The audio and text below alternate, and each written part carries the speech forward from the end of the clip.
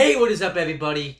I am here to give you another Read Aloud series for the WWE Championship. A look back at the rich history of the WWE Championship. I just gotta vibrate my phone for a second.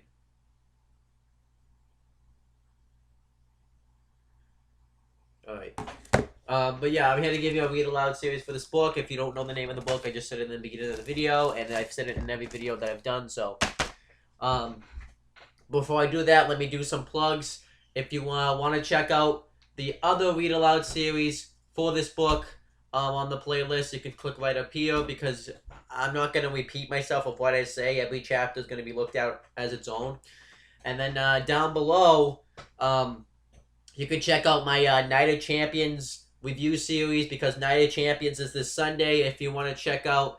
and if you want to get yourself hyped up for the pay-per-view, and if this doesn't do it for you, you can check out my Night of Champions review series. Watch the show first if you have the WWE Network, and then watch my review of each show. I do up from 2007 all the way to 2014. I've done review and predictions for all that stuff. And 2015 won't be on there. If you want to see my thoughts on my predictions for the 2015 Night of Champions, you can click right up here on the Massasoit Wrestling Corner playlist. If you haven't seen the Massasoit Wrestling Corner corner at all, you've really missed out because it's a lot of fun to do. We just have fun doing it and just talk about professional wrestling. So click right here. Me, my friend James the Heatman Hebert, and Ori Dre all host the show. We have occasional guests on there. So check out the Massasoit Wrestling Corner. You can check out my channel down below too. Click down on the left to subscribe to check out other content on this YouTube channel. I don't know what the hell that was. And then you can click right here to check out my non-wrestling YouTube channel where I talk about non-wrestling things. Owen the Talkinator. And then you can check out my CM Brothers channel. You can click somewhere on this video to check it out. Where I talk my CM Brothers YouTube channel, where I talk about both wrestling and non-wrestling things. It's somewhere over here. And then somewhere on this video, you can check out two YouTube channels. One is called James the Heatman Hebert. It's hosted by my friend James Hebert, by the way. One's called James the Heatman No, hold on, I'm fucking up. I was doing fine until the fucking... whoever was doing that beeped his horn. That fucking threw me off. But, I'm going to continue. So, let me go again. So, my friend James Hebert hosts two YouTube channels. One is called James Hebert, where he makes custom Titantrons of professional wrestlers and does voiceovers for songs by bands and stuff like that. It's a really cool YouTube channel. I've checked it out a bunch of times. It's a really cool YouTube channel. You can also check out his other YouTube channel called Weymouth Youth Wrestling, where he's holding a 32-man tournament to crown the first ever WIW champion. And I'm one of those people in that tournament, and I'm going to win the whole thing and become the first ever WIW champion. Now that I got the plugs out of the way, let me read this book. I'm on chapter 11, I believe, and it's upside down. Hold on.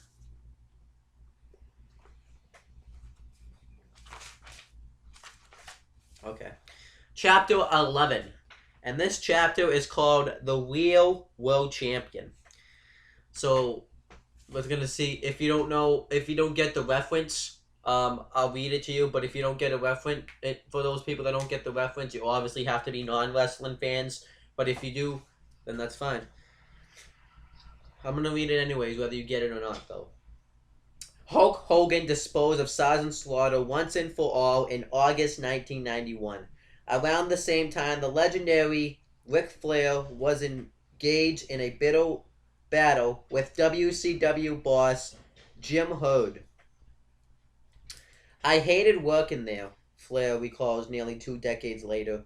"Herd was not living up to his word with me. He was a very difficult guy." And by the way, if you guys don't know what WCW stands for, WCW stands for World Championship Wrestling. So let me continue. Plus, he had no wrestling knowledge at all. Ted Turner was famous for hiring guys to patch poles in his company. It was like that with his baseball team too. The Atlanta Braves struggled for years until they brought Bobby Blocks in to manage. He was a real baseball coach and the reason for their success. So pretty much the saying is Ted Turner usually hired guys that would help make WCW great. That would help make stars in WCW. Um, Prior to being taped as WCW's executive vice president, Hurd was working for a station. No, hold on. Let me finish. I screwed up. Hurd was working as a station manager at KPRL TV in St. Louis, Missouri. He also served as a regional manager for Pizza Hut. Neither job gave Hurd the training necessary to run a wrestling company, and it showed in his questionable matchmaking. It wasn't long before Hurd's shoddy wrestling IQ caused his stars to look at him quizzically, including Stan Hansen and Road Warrior Animal, who ultimately left WCW because of Hurd's inability to grasp the business. Nobody in WCW, however, disliked Hurd more than the Nature Boy. And yeah, I can't blame him. It sounds like Jim Hurd did not have what it took to run a wrestling company, because it sounds like he just didn't really know what he was doing. The questionable matchmaking, I guess he just paired up people that had no right to be paired up to be together. So I can completely agree with why they would leave, because he just seemed like he had no wrestling experience. And he didn't really know anything about wrestling. So let's continue. Flair's contract expired during the summer of 1991, but he continued to compete as WCW champion while negotiating a new deal.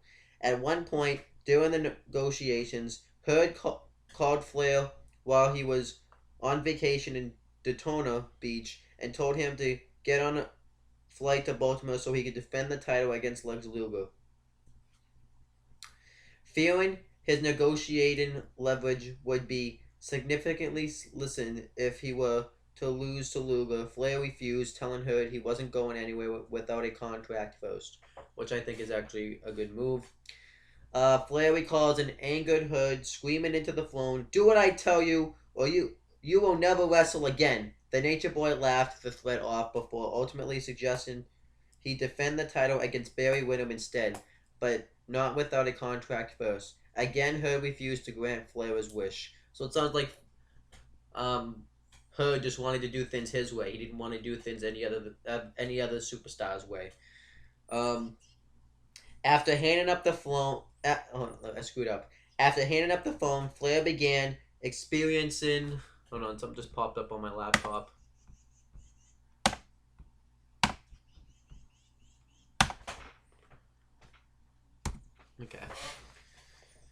Okay, after handing up the phone, Flair began experiencing great amounts of guilt. He started to feel like he was letting his friends down, as well as the company he had worked for since 1974.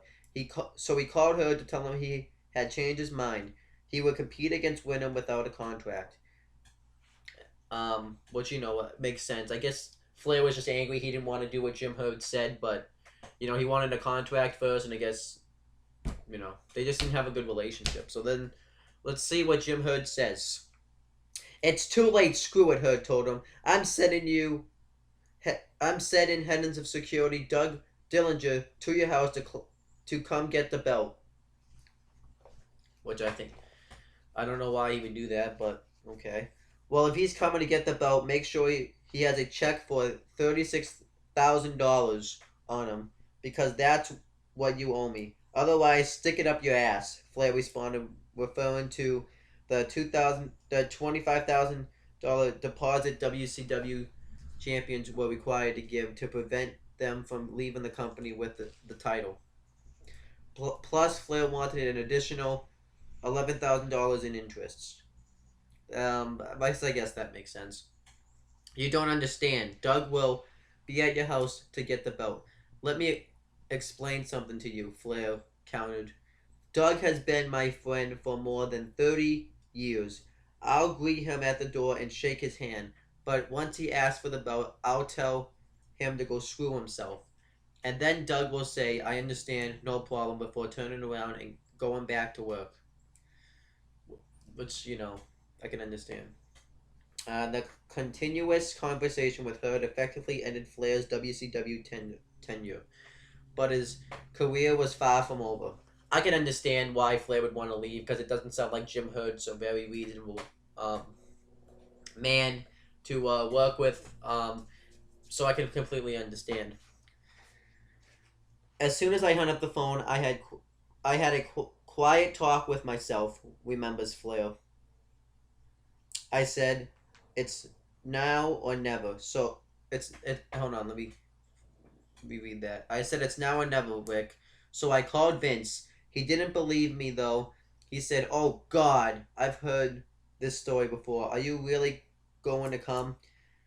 I told him that I was, and I wouldn't be alone. I was winning the WCW championship with me, which is a huge deal, because if they got that WCW title on the WWF, the ratings would have increased right then and there. So I thought that was great. Later that day, Flair stuffed his WCW title into a FedEx box and overnighted it to McMahon. Soon after, Bobby Heenan began showing up on WWE television with the WCW title, claiming the real world champion was on his way. He never mentioned Flair by name, but once everybody saw the gigantic WCW championship, they knew it couldn't be anyone else. Anyone else. Yeah, I read that right. Which I think must have hyped people to really want to see Ric Flair, to really want to see the real world champion. So let's continue.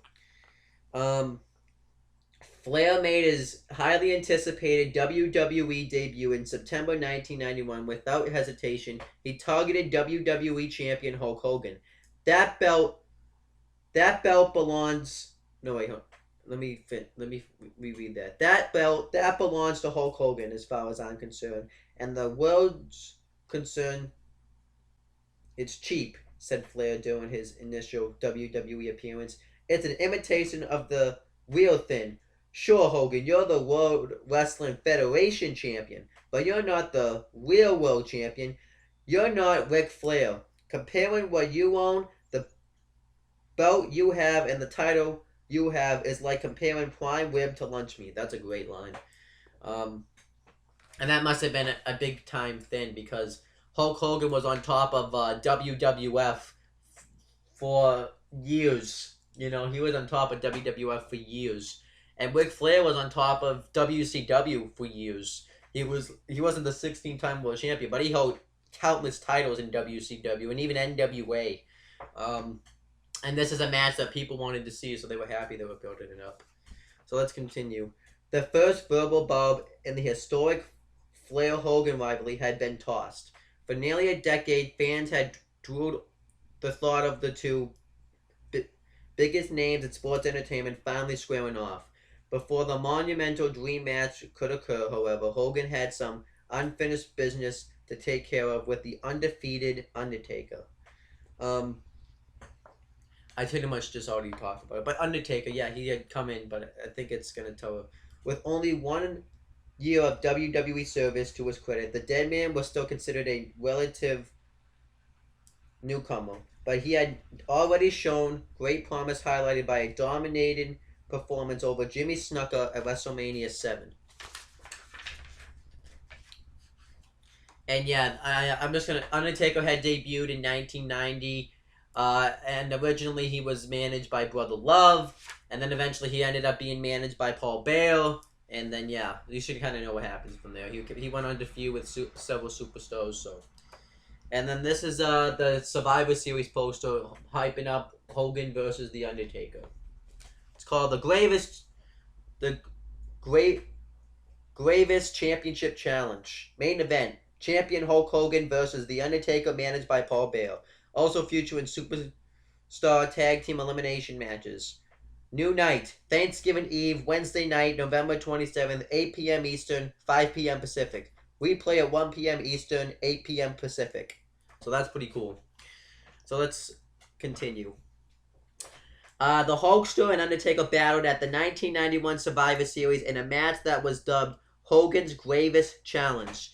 Most fans assumed the champ would somehow find a way to topple his massive challenger, just as he had done to his competition so many times before. But those fans failed to account for Flair. With the referee's attention diverted, the Nature Boy slipped a chair into the wind. Undertaker then scooped up Hogan and delivered a skull-crushing tombstone directly on top of the chair. With a look of satisfaction, With a look of satisfaction proudly displayed on his face, Flair sauntered back to the locker room as the referee began the 3 count. Hogan had shockingly lost the WWE Championship to Undertaker, thanks in large part to the interference of Ric Flair, which, was to set up the match between Hogan and The Undertaker. No. Hogan and Ric Flair sometime down the road. I'm sorry. And it was cool. It was Undertaker's first WWE Championship reign. Well, WWF Championship reign at that time. And, actually, WWE overall. And it was dominant. Undertaker had not lost a match ever, so that was pretty cool. Then let me continue. The impact of the tombstone resulted in a several-day hospital stay for the Hulkster. His team of doctors advised him to have surgery to fuse together the discs in his neck. Hogan, however, wanted none of that. Surgery would require a lengthy stay on the sidelines, which meant he would not be able to seek vengeance from Undertaker. So despite having little feeling in his arms, Hogan checked out of the hospital and prepared for his rematch. Immediately following the Gravest Challenge, backstage interviewer Gene Okerlund tracked down WWE President Jack Tunney to demand the controversial situation be cleared. The referee's decision is final and cannot be challenged by me, said Tunney, while a visibly angered Okerlund fought to maintain his composure. However, it is well within my authority to order a rematch at the earliest possible date. Therefore, it is my decision that Undertaker meet Hulk Hogan in a rematch for the WWE title this Tuesday in Texas, December 3rd, 1991 on pay-per-view. And furthermore, I will physically be at ringside to ensure a fair and just outcome, which I think is a great idea. Tunney's announcement of a rematch shook the wrestling world to its foundation. Never before had WWE produced 2 pay-per-view events within 1 week of each other. And I don't think they've ever done it again. So that's pretty cool. That was history. Because normally they would space out their pay-per-views, which made sense. The controversy surrounding Undertaker's win, however, deemed it necessary. The event was appropriately called this Tuesday in Texas, and it was Hulk Hogan's chance to right the wrong by Ric Flair. Like Survivor Series, the rematch was married by the Nature Boy's meddling, but before a repeat performance could completely unfold, Hogan managed to neutralize Flair with a steel chair to the back. The force of the blow caused the Nature Boy to fall forward directly on top of Tunney. Now here's Undertaker hitting a flying clothesline on Ric Flair in the picture. I want to make sure that I bring that up before I continue. With the WWE president out of...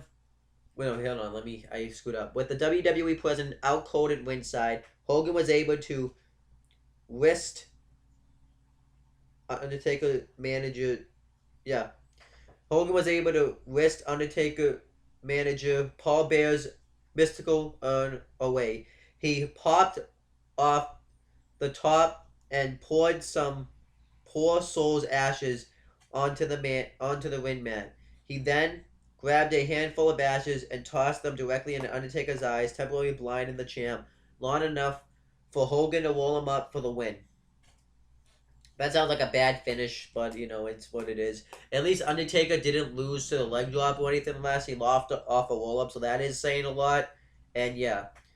And then it says, a mere 6 days after losing to Undertaker at Survivor Series, Hogan defeated the Dead Man at this Tuesday in Texas to claim his unprecedented 4th WWE Championship reign. The celebration, however, did not last long. The route Hogan took to regain the gold was highly controversial, and as a result, the status of his reign was in great question. The following weekend, Tunney appeared on WWE television via satellite from his office at the company's headquarters. As president of World Wrestling Federation, I am fully aware that the decisions of this office are not always popular, but that this one will be no exception. However, I cannot stand um, Italy by and take little action in the face of such grievous circumstances. This past Tuesday in Texas, during the Undertaker Hulk Hogan Championship match, I witnessed with my own eyes what I believe was a flagrant and far reaching oversight on the part of the referee. No, the referee's decision is final. I will not challenge his official decision. However, under these circumstances, I have little choice but to decree the WWE title vacant. Which I guess makes sense because they've been.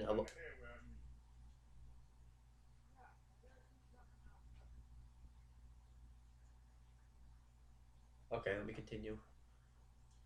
Um, I can completely understand the decision because there's been so many controversial decisions, and it does set up for something later on down the line. Tony scheduled the vacancy to be filled at the following month's Royal Rumble, where the winner of the 30-man over-the-top Rumble match would be declared the new champion.